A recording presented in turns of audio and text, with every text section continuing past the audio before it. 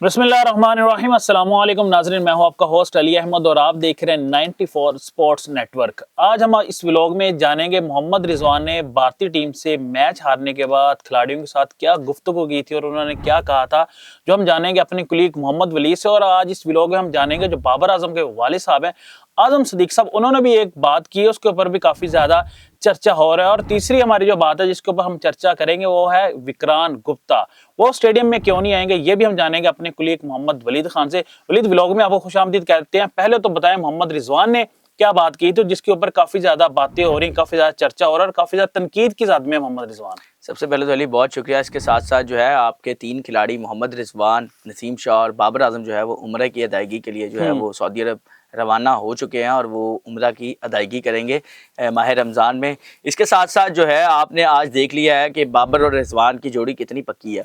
इनको क्यों टीम से निकाला गया, इनको किस वजह से टीम से निकाला गया, वो टीम की परफॉर्मेंस नहीं थी। मैं आपको पहले दिन से कहता रहा वो टीम की परफॉर्मेंस नहीं है इनकी, वो कोई और वजह है। तो आज वो वजह सामने आ गई है। वो वजह ये है कि पाकिस्तान के कप्तान मोहम्मद रिजवान ने टीम हडल में अपनी टीम को बूस्ट करने के लिए कहा कि पाकिस्तान की आप टीम हैं, आप पाकिस्तान के खिलाड़ी हैं, आपने अंदर जान मारनी है, शिकस्त की परेशानी नहीं लेनी। क्योंकि माजी में ऐसा होता आया है कि कोचेस और सिलेक्शन कमेटी की छुट्टी होती है, प्लेयर कहीं नहीं जाते। आपको इंटरप्ट कर रहा हूं, ये पहले की बात है, मैच स्टार्ट होने से, मैच खत्म होने के बाद की बात है। ये मैच के दरमियान जब आप बॉलिंग करके आप बाहर आए ना, ये तब की बात है। मैच खत्म हो गया था ना? नहीं, पहले जब इंडिया को आपने रन्स करने दिए ना, ये उस दौरान जो आपका हडल हुआ ना, उसकी फुटेज भी आपके पास मौजूद होगी। पहले तो पाकिस्तान की पहले हडल हुआ ना, जब आपने जो है उस पे किया कि जब आपने बैटिंग की, ठीक है। एक उसके बाद हुआ जो हडल हुआ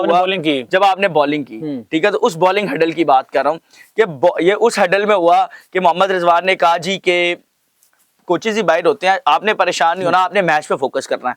तो ये कोई बुरी बात तो नहीं थी वलीद, लेकिन सॉरी आपको इंटरप्ट कर रहा हूँ, ये तो उल्टी बात ही होगी। कोच भी बाहर नहीं हो रहे, सारी मैनेजमेंट वैसे की वैसे है। मैं वही चीज करने लगा ना कि मोहम्मद रिजवान ने जब कहा ना आपने परेशान नहीं होना, ये कोचेस ही बाहर होते हैं, सिलेक्शन कमेटी बाहर होती है, आपको कुछ नहीं होगा, आपने 100% देना है, शिकस्त से बेखौफ होकर देना है। लेकिन टीम के बीच में ना हमेशा काली भेड़ें होती हैं। वो काली भेड़ ने जाते साथ ही ना आकिब जवेद साहब के कान में कहा कि जी आपको तो ये कहा है उसने।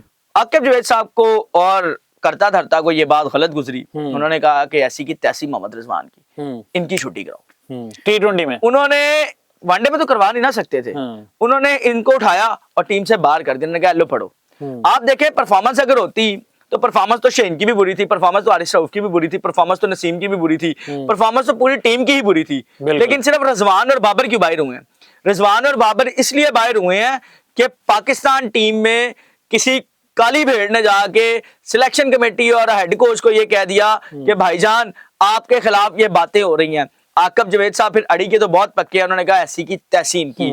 तो उस बेस पे मोहम्मद रिजवान और बाबर आजम को बाहर किया गया। अब बात करते हैं अली थोड़ी सी ना आगे बढ़ाते हैं कि बाबर आजम के वालिद साहब ने क्यों मैसेज जो है ना पोस्ट किया, एक पोस्ट किया और काफी वालिद साहब ने मेरी राय के मुताबिक जो है ना, वालिद साहब को जब पता चला कि ये वजूहात हैं, इन वजूहात की बिना पर जो है बाबर को बाहर किया गया, तो उन्होंने कहा कि फिर मैं भी कुछ जो है ना वो अपने अल्फाज, कीमती अल्फाज जो है ना वो पोस्ट के जरिए शेयर करता हूं।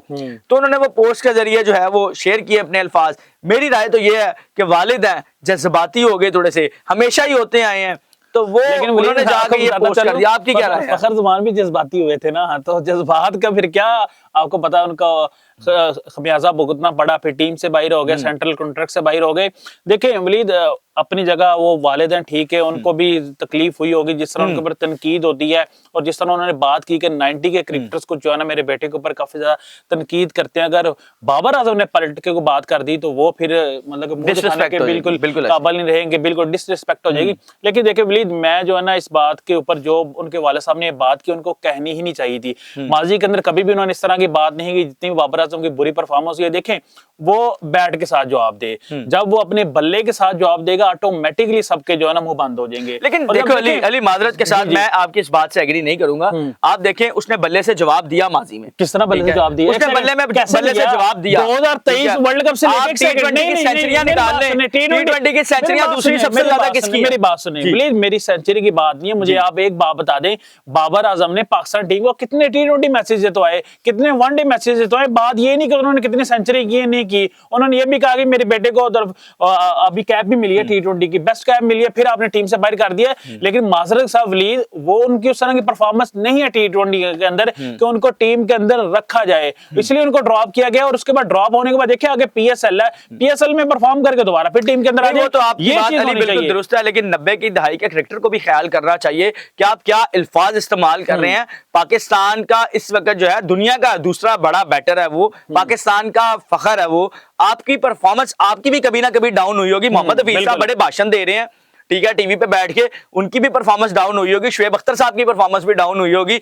लेकिन शुक्र है खुदा का कि बाबर आजम का डिसिप्लिन का इशू नहीं आया आज तक। बिल्कुल, बाकियों के डिसिप्लिन के इशू भी बड़े आए हैं। बाबर का कभी मैच फिक्सिंग में नाम नहीं आया। 100% मैं एग्री करता हूं आपकी। बाबर का कभी मैच फिक्सिंग में नाम नहीं आया। डिसिप्लिन के ऊपर बाबर आजम की कोई हमें देखा कि उनकी शिकायत नहीं आई कि उन्होंने इस तरह की बात की। हमेशा वो ऐसा लड़का है, आपको पता है। हम वलीद इख्तिताम की जानब जाते हैं। विक्रांत गुप्ता साहब पाकिस्तान में आए, काफी ज्यादा चर्चे हुए उनके ऊपर, काफी ज्यादा जो है ना हमारे मीडिया वालों ने भी, हमारे दोस्तों ने उनको बुलाया, लेकिन वो ग्राउंड क्यों नहीं आए, कदाफी स्टेडियम के अंदर मैच कवर क्यों नहीं आए? सिर्फ वो घूमने आए थे, यहाँ पे घूम के चले गए, कुछ लोगों को उन्होंने मिला, उसके बाद मैच कवर करने क्यों नहीं है? इसकी जरा मुझे खबर अली, उसकी वजह यह है कि विक्रांत गुप्ता साहब अगर मैच देखने आ जाते ना तो उनको अपने मुल्क जाके बताना पड़ना था स्टेडियम बहुत अच्छा, स्टेडियम कम वक्त में बन गया, पिचेस बहुत अच्छी हैं, क्राउड बड़ा अच्छा है, सिक्योरिटी के इंतजामात बड़े बेहतरीन है, इसलिए वो साहब ना स्टेडियम के अंदर नहीं आए। सिक्योरिटी तो अंदर देखे स्टेडियम के अंदर तो सिक्योरिटी थी भाई, तो उनका पॉइंट ऑफ व्यू सुने ना, उनका पॉइंट ऑफ व्यू ये है जी, मुझे 7 पुलिस एहलकारों ने कहा कि आप अंदर ना जाइएगा, हमारे से क्राउड हैंडल नहीं हो रहा। और भाई ये हाथ है आपके आगे, आपसे हमारी फोर्सेस से क्राउड हैंडल नहीं हो रहा था। वो फोर्सेस जो 7 मिनट के अंदर स्टेडियम खाली करवा देती हैं, वो फोर्सेस जो 10-15 मिनट में नेशनल पार्क स्पोर्ट्स कॉम्प्लेक्स खाली करवा देती हैं, उनसे आपके कुछ 40 से 50 लोग नहीं हैंडल हो रहे थे।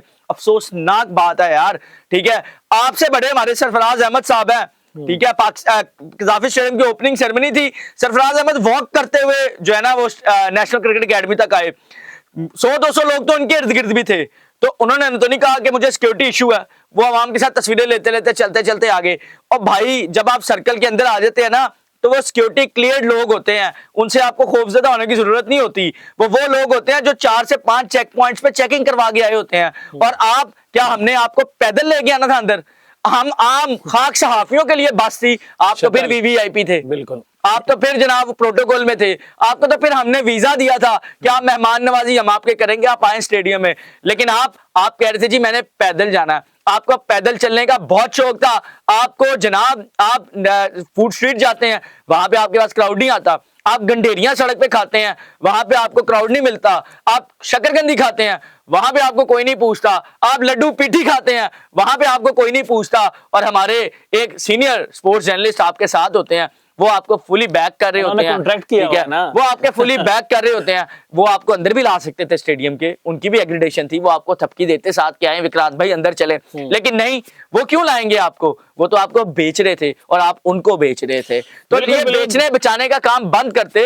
आप पाकिस्तान आए थे, हमने आपको वीजा स्टेडियम का दिया था, हमने आपको वीजा ये नहीं दिया था कि आप मैच ना कवर करें और आप जाके बाहर अयाशियां करें। हमने आपको इसलिए नहीं वीजा दिया था कि आप आए, आगे देखें, देख के आपके मुंह पे बहुत बड़ा थप्पड़ हुआ कि आप मुल्क में आए और आप आगे बाहर जो है ना सड़कों पे फिरे और आप वापस चले गए। राजीव शुक्ला साहब भी पाकिस्तान आए, उनको कोई सिक्योरिटी मसला नहीं हुआ, वो भी जो है वो आगे सहाफियों में बैठे, 100 से 150 लोग उनके इर्द गिर्द भी था, उनको कोई मसला नहीं हुआ। वो उनका तो दिल ही नहीं कर रहा वापस जाने को, वो तो जा ही नहीं रहे थे दूसरे एंड पे वापस, वो कह रहे थे मुझे इधर ही रहने दो, मैं इनसे गपशप करता हूँ, मुझे चाय दे दो, मैं चाय पीता रहता हूँ और मैं इनसे जो है ना गपशप करता हूँ, ये मेरे अपने लोग हैं। तो अनफॉर्चुनेटली आप पाकिस्तान जो है मैच देखने नहीं आए थे, आप प्रोपोगेंडा करने आए थे, और उस प्रोपोगेंडा में पाकिस्तानी लोगों का भी हाथ था जो पाकिस्तान के खिलाफ प्रोपोगेंडा कर रहे थे। वो आप पाकिस्तान इसलिए नहीं आए थे कि आप पाकिस्तान का इमेज बेहतर कर सके, आप पाकिस्तान इसलिए आए थे कि आप अपने मुल्क जाके बता सकें कि जनाब पाकिस्तान में तो स्टेडियम तैयार ही नहीं था, वहां पे मैच करवा दिया गया। पाकिस्तान में तो क्राउड इतना था मेरे इर्द गिर्द कि वो पुलिस वालों ने मुझे कहा कि आप वापस चले जाएं।